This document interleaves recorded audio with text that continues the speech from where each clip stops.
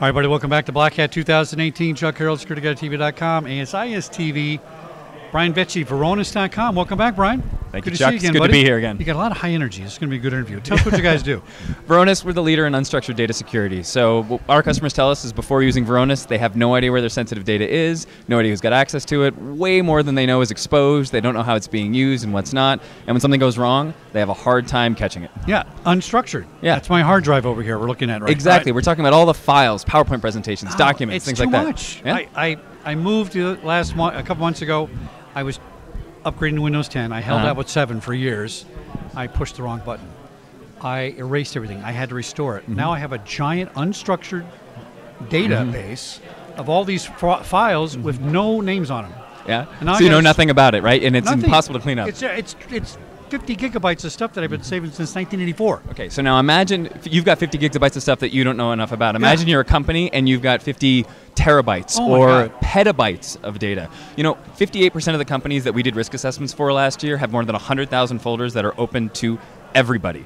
48% of them have more than 1,000 sensitive files that are open to everybody. Not malicious, just, hey, I left it open, went to coffee, and forgot about it, right? Yeah. So and what it is that means that anybody that walks into the building, plugs into the network, or joins our Wi-Fi network has got access to data. We keep wondering why breaches keep happening. It's because too much data is out there, no idea where the sensitive data is, too much of it is exposed, and nobody's watching what happens. Well, it's not really a hack, is it?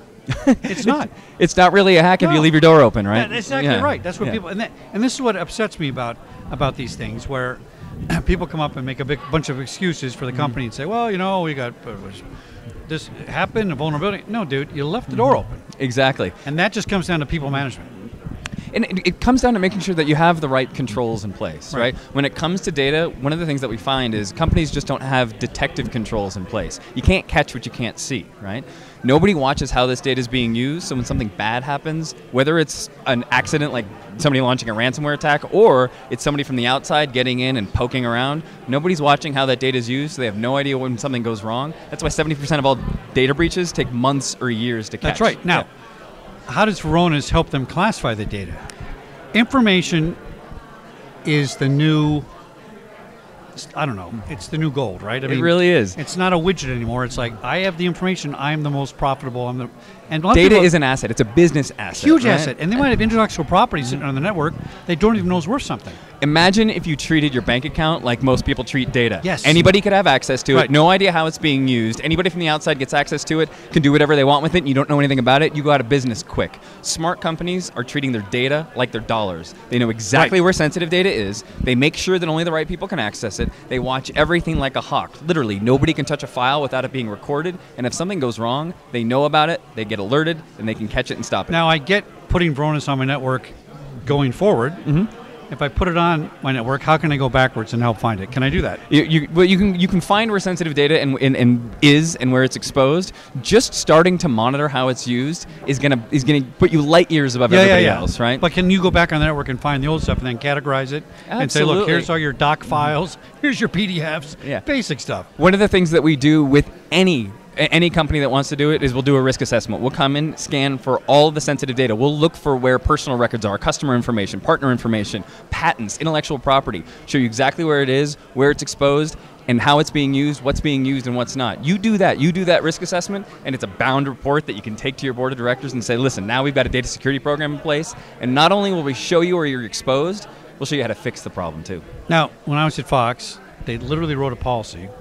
The legal department came up with this. Yeah. I came in to do so. I said, blah, blah, blah, blah, blah. I said, yeah, I got a file on that, 6 years old. What do you got that for? I saved my files. What do you do that for? Because it's good business practice. No, we don't want you to save anything. Yeah, but nobody deletes anything anymore, right? Well, they wanted us to delete it for discovery. They didn't want people to find things, right?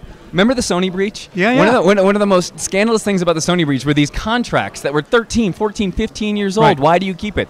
Every company has a data retention policy. I ask customers all the time, do you have a retention and disposition policy? And every hand goes up. Of course you do. Then we ask them, do you apply it to your data? And every hand goes down. Nobody knows what. You can't delete something if you don't know if it's going to be needed in the future. Fastest way to get fired as an IT guy is to delete something that you that somebody needs, right? That's right. So if you're not watching how it's used and you know what's sensitive, you can't actually apply your retention policies. It's one of the things that we're helping our customers do now. Now, Are lawyers one of your big clients? I'm sorry? Are lawyers one of your big clients? Absolutely. Lawyers like to find that data for lawsuits. To save them. Lawyers have client matter data. Lawyers have client data, and they've got really complex ethical walls about who should and shouldn't have access to data. Right. We do risk assessments for law firms all the time, and we find, guess what?